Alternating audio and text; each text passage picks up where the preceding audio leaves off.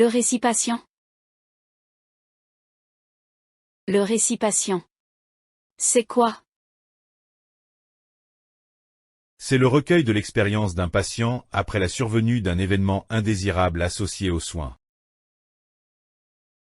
Un EIAS est défini comme un événement inattendu et défavorable survenant chez un patient, associé aux actes de soins et d'accompagnement. Cet événement a, ou aurait pu avoir des conséquences pour le patient, et s'écarte des résultats escomptés ou des attentes du soin.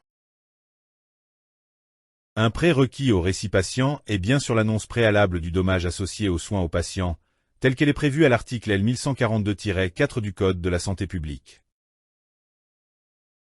Le récit patient, pourquoi faire?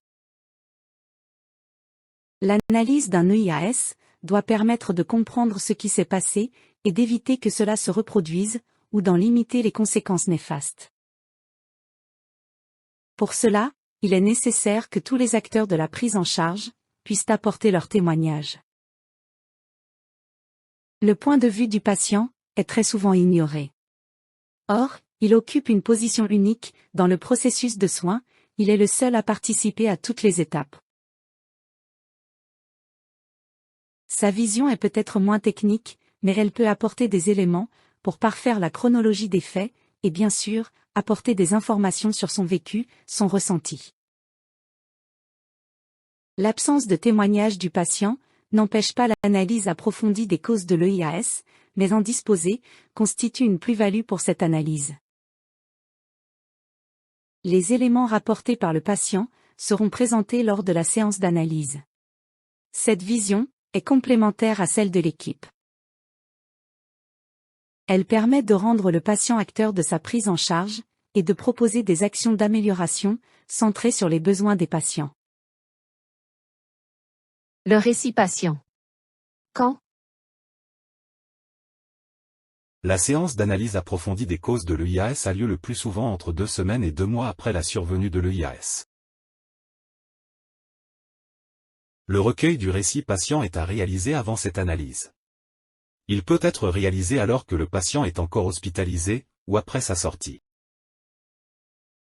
Le récit patient. Où? Il est toujours préférable d'avoir un échange direct et d'éviter une interview par téléphone. Si le patient est encore hospitalisé, la rencontre peut se passer dans la chambre du patient, ou dans un endroit calme, notamment si le patient est en chambre double. Si le patient n'est plus hospitalisé, la rencontre est organisée selon ses souhaits, soit dans l'établissement, par exemple à l'occasion de sa venue en consultation, soit en dehors de l'établissement, au domicile du patient ou dans un autre lieu. Le patient peut, s'il le souhaite, être accompagné par un proche. Le récit patient, par qui? Le recueil est réalisé par 2 professionnels de santé, si possible, extérieurs à l'équipe qui a pris en charge le patient, possédant des qualités d'écoute et d'empathie, psychologue, médiateur, gestionnaire des risques. Le recueil peut aussi être réalisé en collaboration avec des représentants des usagers formés à la méthode. L'équipe régionale d'appui à la gestion des EIAS, l'ERAGE, peut aussi vous accompagner. Le récit patient. Avec quels outils? Différents outils sont mis à disposition par le CEPRAL. Une fiche d'information du patient, un diaporama de formation de l'intervieweur, la charte de l'intervieweur, une fiche conseil pour l'intervieweur. Ainsi qu'un document accord du patient, une affiche d'information à destination des professionnels, une checklist et la grille d'interview. Le récit patient. Et après?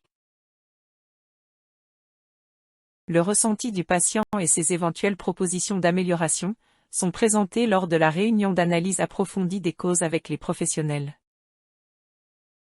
Elles sont discutées et aident à compléter le plan d'action issu de la séance d'analyse. Après l'analyse, il est conseillé de revenir auprès du patient pour l'informer des suites données.